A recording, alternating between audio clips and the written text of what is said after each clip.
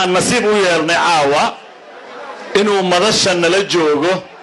nin Soomaaliyeed oo aqoontiisu ay gaarsiisay habartay kuma tagin qabyaalad kuma tagin nin xildhibaan ay kalama hadlin in adeerkiis laakiin aqoontiisa waxay gaarsiisay in uu gaaro heer uu ku sameeyo diyaaradda Air Force One ee madaxweynaha Mareykanka uu ku duulo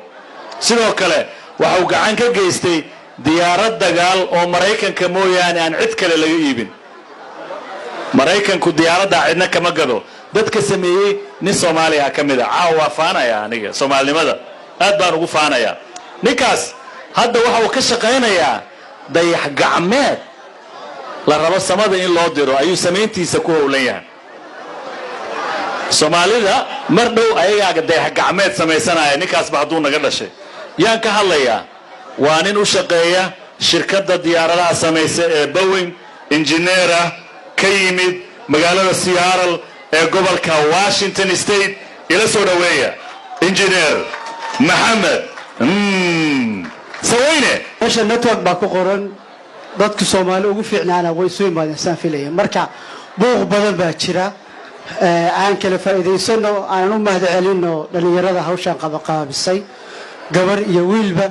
aad bay mahadsan yihiin salaan iyo mahad kadib laba eray waan rabaa inaan ka soco mascade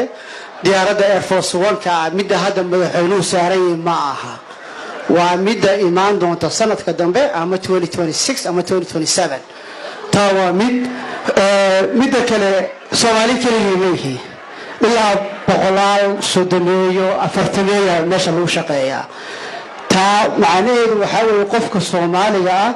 hadduu chance helo fursad helo taankiisa ka faa'iideysto wuxuu ka qayb qaadan karaa meel alla meeshuu rabo wuxuuna ka mid noqon karaa dad alla dadku rabo xarig baa lagu xiran baad moodaa duniduna wayna cadaadinaysaa tusaale muslim baa tahay nin madow baa tahay ima garanti baa tahay saddex bini aadamku aysan wada helin baad haysataa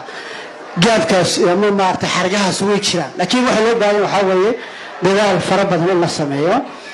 anigu markii ugu horeysay barnaamijyadan aan galay ama aan bilaabay ama aan qayb ka ahaa wax riyaab igu ahayd hadda laakiin inaan gaarigayga yarka wato kale ilaa waxba dhib uma arko kare oo Soomaali ah oo fara badan oo reesiyaaral ah oo waxa iyo wax ka badan ka shaqeeya jira satellite kaliya ma aha diyaarad madaxweynaha kaliya waxa ugu fudud sameeyay weeye laakiin wadankan fursad baa taala in laga faa'iideystay u baahan tahay ilaahayna in lagu xirnaado u baahan tahay marka haddii labada la isku helo dadaalkiina lala yimaado way fududahay waxyaabaha iigu yaabka badnaa aniga intii aan barnaamijka ku jiray wax badan oo kamid lama sheegi karo ama waa sharci darro ama waa dambi ama loo maqli karo laakiin hal tusaale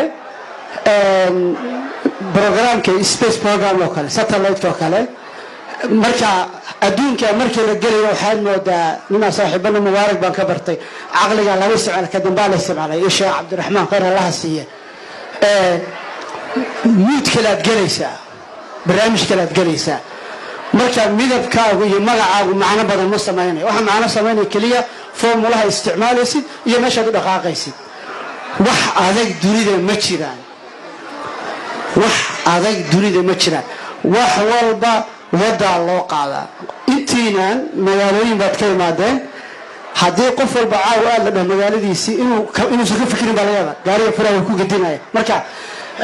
waxaan idinka codsanayaa ama aan idiin sheegayaa kuwa yaryar kuwana waa weynaadeenba inay laba ka faa'iideystaan timeka iyo waxa ay baranayaan inay u bartaan inay ka meel keenaan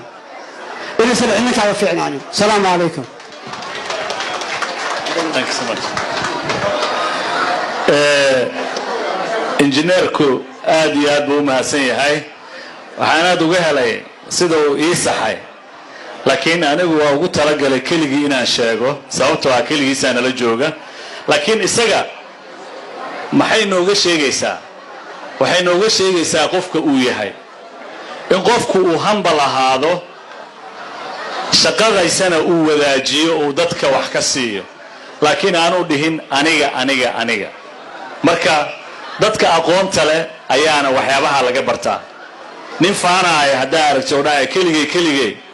laacibka hoos muusiiqoodna jaqay ku tahay